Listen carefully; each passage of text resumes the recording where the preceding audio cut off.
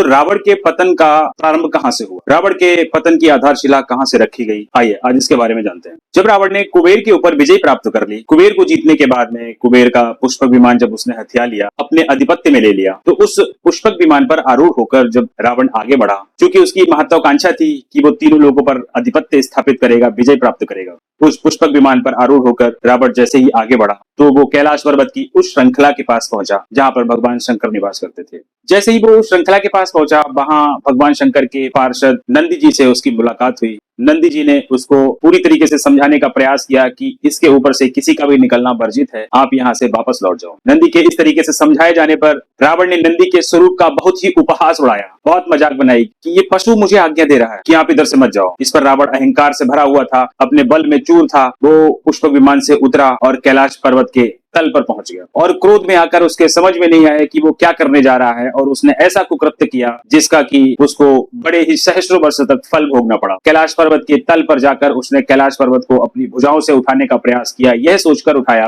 जो पर्वत हमारे रास्ते में व्यवधान बन रहा है, आज मैं उसे ही उखाड़ के फेंक देता हूँ। अब चूंकि उस पहाड़ के ऊपर देवादिदेव महादेव का निवास स्थान था, जो ही रावण ने अपनी दोनों भुजाएं कैलाश पर्वत के नीचे लगाई, कैलाश पर्वत डगमगाने लगा। तब भगवान शंकर ने मात्र अपने एक पैर के अंगूठे से कैलाश पर्वत को दबा दिया, जिससे कि रावण के दोनों हाथ कैलाश पर्वत के नीचे दब गए और उसे बड़ी भयंकर पीड़ा होने लगी। इस भयंकर पीड़ा से वह बहुत भयानक रुदन करने लगा, चिल्लाने लगा। उसकी चिल्लाने की आवाज 10 दिशाओं में गूंज गई। सुमाली के द्वारा समझाए जाने पर उसने भगवान शिव की पहली बार आराधना करी। वेदों में वर्णित बहुचर्चित श्लोकों से भगवान शिव को प्रसन्न करने का प्रयास किया, और उसी समय उस पीड़ा में उसने भगवान शिव को प्रसन्न करने के लिए शिव तांडव स्तोत्रम की रचना की, जो कि आज भी जब रुद्राभिषेक होता है तो हम जिसको सुनते हैं वो शिव तांडव स्तोत्रम रावण के द्वारा ही रचित था। जब बहुत समय बीत गया तब भगवान शिव उसकी तपस्या से प्रसन्न हुए और उसको उस पीड़ा से मुक्त किया, साथ में कुछ वर भी दिए।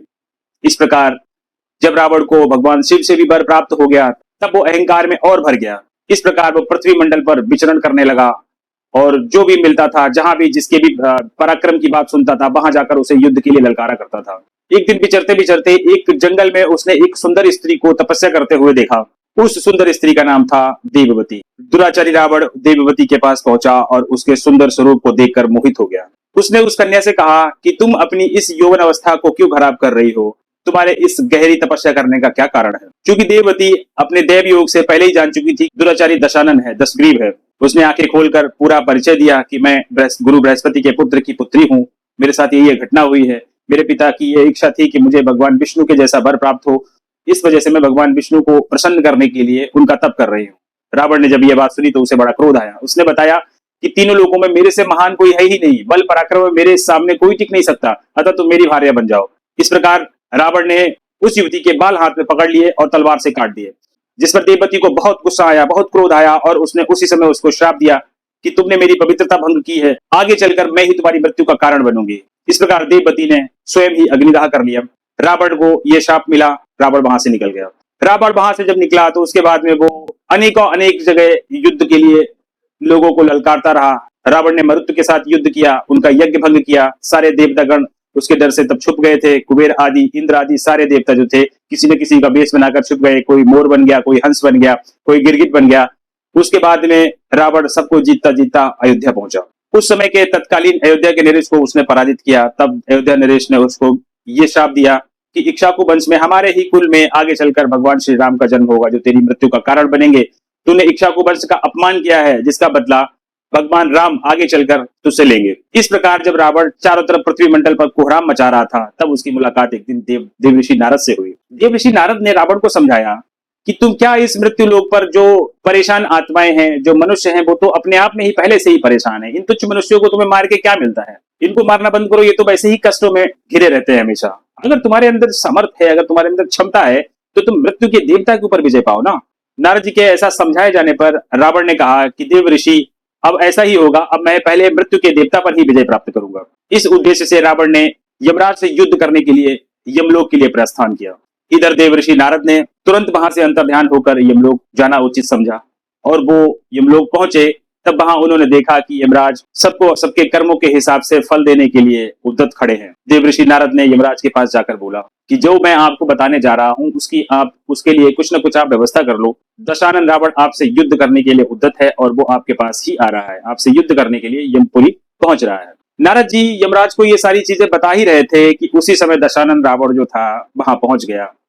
तब उसने देखा कि यमलोक में बहुत सारी मृत आत्माएं, जो आत्माएं पहुंचती हैं वहां पर, उनके कर्मों के हिसाब से वो सब अपना फल भोग रहे हैं। किसी को तलवार की धार पर चलना पड़ रहा है, किसी को खून की बैतरणी नदी पार करनी पड़ रही है। हर किसी को उसके कर्मों के आधार पर डिवाइड किया गया है, उसके कर्मों के आधार पर उसको स्थान दिया गया है, कर्मों के आधार पर ही उनको प्रताड़ना दी जा रही है। दूसरी तरफ उसने देखा कि जो अच्छे कर्म सदकर्मों वाले लोग थे वो अच्छे अच्छे सुंदर सुंदर महलों में रह रहे हैं, वाद्य यंत्र सुन रहे हैं। ये सारी चीजें देखकर रावण ने सबसे पहले उन दुरा आत्माओं को सबसे पहले वहां से आजाद किया। ये देखकर यमराज के जो मंत्रीगण थे, जो वहां के रक्षक थे, उनको बड़ा क्रोध आया और वो रावण के ऊपर टूट पड़े। रावण से उनका युद्ध हुआ। उसी समय में रावण ने यमराज के मंत्रियों को जीत लिया। जब यमराज को यह बात पता लगी कि हमारे मंत्रीगण जो हैं युद्ध में हार गए हैं, तब यमराज ने अपने सारथी से कहा कि मेरा रथ ले आओ, और अपने रथ पर आरूढ़ होकर वो दशानन रावण से युद्ध करने पहुंच गए। दोनों ओर से 7 रातों तक युद्ध हुआ। आखिरकार यमराज ने क्रोध में आकर अपना काल दंड निकाला। ज्यों ही वो रावण के सर पर मारने जा रहे थे, उसी समय परमपिता ब्रह्मा वहां पर प्रकट हुए और उन्होंने यमराज से कहा कि ये तुम क्या कर रहे हो? अगर तुमने अपने इस दंड का प्रयोग इसके ऊपर कर दिया तो ये 2 क्षण भी जिंदा नहीं रह पाएगा, और जो मैंने पूर्व में इसको वरदान दिया है, देव दानव दैत्य गंधर्व नाग किन्नर आदि कोई नहीं मार सकता, वो मिथ्या हो जाएगा। मेरे द्वारा दिया गया वचन झूठा हो जाएगा, तो तुमको ऐसा नहीं करना चाहिए। ये सुनने पर यमराज ने कहा कि प्रभु आप तो हमारे स्वामी हैं, आपके द्वारा जो कही गई बात है वो सर्वथा सत्य होगी। अब जब मैं इससे युद्ध में जीत ही नहीं सकता हूँ, आपके द्वारा दिए गए वचन से बंधा हुआ हूँ, जब मैं इससे जीत ही नहीं सकता तो इससे युद्ध करने का कोई मतलब नहीं है। इतना कहकर यमराज वहां से उसकी दृष्टि से हटकर वहां चले गए। रावण ने यह विचार किया कि मैंने यमराज को जीत लिया है, मृत्यु के देवता को जीत लिया है। वहां से निकलने के बाद में जब रावण की सेना पूरी और रावण खुद जब बहुत थक गया था, तब उसने समुद्र के रास्ते रसातल जाने का विचार किया। समुद्र में घुसने के बाद सबसे पहले उसने नागों को अपने वश में किया, वरुण से युद्ध किया, और उसके बाद में दैत्यों की एक प्रजाति रहा करती थी जिसको निवात कवच के नाम से जानते थे, और वो प्रजाति इतनी बलशाली थी कि वो रावण के समान ही सक्षम थे। उनको भी परमपिता ब्रह्मा से उसी तरीके के वरदान मिले थे जिस तरीके के वरदान रावण को प्राप्त थे। रावण अपने उसी ढंग में कि मैं तो चारों तरफ अपनी विजय स्थापित करके रहूंगा, निवात कवचों के पास गया और युद्ध के लिए ललकारा। वो सारे दैत्य रावण के ऊपर टूट पड़े। रावण और निवात कवचों में बहुत भयंकर युद्ध हुआ, और ये युद्ध लगातार काफी समय तक चलता रहा। कोई भी पराजित नहीं हो रहा था, ना ही रावण पराजित हो रहा था, ना ही वो दैत्य पराजित हो रहे थे। फाइनली परमपिता ब्रह्मा को फिर से प्रकट होना पड़ा। उन्होंने बताया कि तुम दोनों ही शक्ति में समान हो, तुम दोनों एक दूसरे को कोई पराजित नहीं कर पाओगे, चाहे कितना भी युद्ध करते रहो, अतः तुम दोनों को युद्ध खत्म करके मित्रता कर लेनी चाहिए। इस प्रकार निवात कवचों से रावण ने मित्रता करी, और वहां से फिर और कई अस्त्र शस्त्र उसने धारण किए। मित्रता करने के बाद में कुछ और शक्तियां धारण करी। इसके बाद रावण अपनी यात्रा के लिए आगे चला। उस राज्य में पहुंचा जहां सहस्त्रबाहु अर्जुन शासन किया करते थे। उस जगह को महिष्मति के नाम से जानते थे। वो बहुत ही पवित्र स्थल था। रावण ने महिष्मति पहुंचने के बाद सबसे पहले वही अपना कार्य किया कि या तो मुझसे युद्ध करो या अपनी पराजय स्वीकार करो। अब चूंकि उस समय सहस्त्रबाहु अर्जुन अपनी राजनियों के साथ में नर्मदा नदी में जल क्रीड़ा के लिए गए हुए थे, तो जब रावण को अर्जुन के मंत्रियों ने बताया कि हमारे राजा तो जल क्रीड़ा के लिए नर्मदा नदी पर गए हुए हैं, तो रावण वहां से हट गया। रावण वहां से जाकर नर्मदा नदी के तट पर पहुंचा, जो स्थल बहुत ही रमणीय था। तब रावण ने सबसे पहले नर्मदा नदी में स्नान किया और अपने मंत्रियों को, प्रहस्त आदि से भी कहा कि आप सब स्नान कर लो, और युद्ध कर करके जो आप थक गए हो, इसके निर्मल जल से जब आप स्नान करोगे तो सारे पाप मुक्त हो जाएंगे, सारी थकावट दूर हो जाएगी। इस प्रकार रावण ने और उनके बाकी मंत्रियों ने वहां पर स्नान किया। स्नान करने के बाद में रावण ने अपने साथ ले जाए गए स्वर्ण निर्मित शिवलिंग को निकाला और नर्मदा नदी के तट पर उनको स्थापित किया। शिवलिंग का पूजन प्रारंभ करने के लिए उसने सारी सामग्री इकट्ठी की। स्नान आदि करके शिव जी का पूजन प्रारंभ कर दिया। जिस समय वो शिव जी का पूजन कर रहा था, उसी से 2 कोस दूर सहस्त्रबाहु अर्जुन अपनी रानियों के साथ में क्रीड़ा कर रहा था। सहस्त्रबाहु अर्जुन के 1000 भुजाएं थी। उस समय सहस्त्रबाहु अर्जुन ने अपनी 1000 भुजाओं से नर्मदा नदी के बहाव को रोक दिया। अब जब उसने नर्मदा नदी के बहाव को रोका तो नर्मदा नदी का बहाव जो था वो विपरीत दिशा में हो गया और पानी बढ़ता बढ़ता बढ़ता बढ़ता उस जगह पे जा पहुंचा जहां पर रावण जो था शिवलिंग को स्थापित करके उनका पूजन ध्यान कर रहा था। जल का प्रवाह उल्टी दिशा में होने के कारण रावण के द्वारा एकत्रित की गई सामग्री जब जल में प्रवाहित होने लगी, बहने लगी, तो रावण को बड़ा क्रोध आया। अब चूंकि रावण उस समय मौन व्रत रख के पूजा कर रहा था, तो उसने इशारे से ही अपने मंत्रियों से कहा कि जाके देख क्या हो, इसका क्या कारण है। जब मंत्री आदि वहां गए तो उन्होंने देखा एक वृक्ष के समान विशालकाय व्यक्ति अपनी स्त्रियों के साथ में जल क्रीड़ा कर रहा है। मंत्री ने आकर बताया कि इस तरीके का एक व्यक्ति है जो जल में क्रीड़ा कर रहा है, उसी ने अपनी भुजाओं से बांध बना रखा है जिससे इसका बहाव जो है उल्टी दिशा में हो गया। रावण को इस चीज पे बड़ा क्रोध आया। रावण समझ गया कि ये सहस्त्रबाहु अर्जुन ही हो सकता है। फिर रावण युद्ध के लिए उद्यत होकर वहां से उस जगह पर पहुंचा जहां पर अर्जुन अपनी स्त्रियों के साथ में क्रीड़ा कर रहा था। उस समय अर्जुन के कुछ मंत्री बाहर खड़े थे। रावण ने वहां जाकर उन मंत्रियों से कहा कि अपने राजा से कहो कि दशानन रावण आया है तुमसे युद्ध करने के लिए। तब अर्जुन के सेनापतियों ने कुछ इस प्रकार कहा कि अगर तुमको मरने की इतनी ही जल्दी है तो सबसे पहले तुम हमसे युद्ध करो। तब रावण में और अर्जुन के सेनापतियों में बड़ा भयानक युद्ध हुआ, लेकिन अर्जुन के सेनापतियों को पराजित होना पड़ा। इस जानकारी के मिलने के बाद में सहस्त्रबाहु अर्जुन वहां से उठा और रावण के साथ युद्ध करने के लिए उपस्थित हुआ। दोनों वीरों में घमासान युद्ध हुआ। सहस्त्रबाहु अर्जुन ने अपना वो गदा उठाया जो उसके 500 हाथों से उठता था। अब विचार करिए कितना भयानक गदा होगा, और उस गदा का प्रहार रावण की छाती पर किया। रावण उसका दर्द सह न पाया और सर पकड़कर जमीन पर बैठ गया। इसी समय सहस्त्रबाहु अर्जुन ने बहुत ऊंची सी छलांग लगाकर रावण के पास आके 2 मुष्टिका मारी, 2 मुक्के मारे और रावण को एक मजबूत रस्सी में बंधक बना के, जैसे कि आज की फिल्मों में दिखाया जाता है कि बंधक बना के एक हाथ से टांग कर और महिष्मति में जेल में डाल दिया। जब ये जानकारी महर्षि पुलस्त को मिली तो महर्षि पुलस्त को बड़ा खराब लगा कि हमारा वंशज जिसको कि सहस्त्रबाहु अर्जुन ने बंधक बना के जेल में डाल दिया है। तो महर्षि पुलस्त को स्वयं महिष्मति आना पड़ा। जैसे ही महर्षि पुलस्त महिष्मति पहुंचे, अर्जुन को ये बात पता लगी। वैसे ही सहस्त्रबाहु अर्जुन महर्षि पुलस्त के सामने दंडवत होकर बोला कि प्रभु क्या आज्ञा है, आप मुझे बताइए। ये सारा राज्य आप ही का है, सब कुछ आप ही का है, आप जैसा कहेंगे, जैसा आदेश देंगे वैसा होगा। महर्षि पुलस्त ने अर्जुन को ये बोला कि आप रावण को कैद से मुक्त कर दो। इस प्रकार सहस्त्रबाहु अर्जुन ने रावण को कैद से मुक्त कर दिया।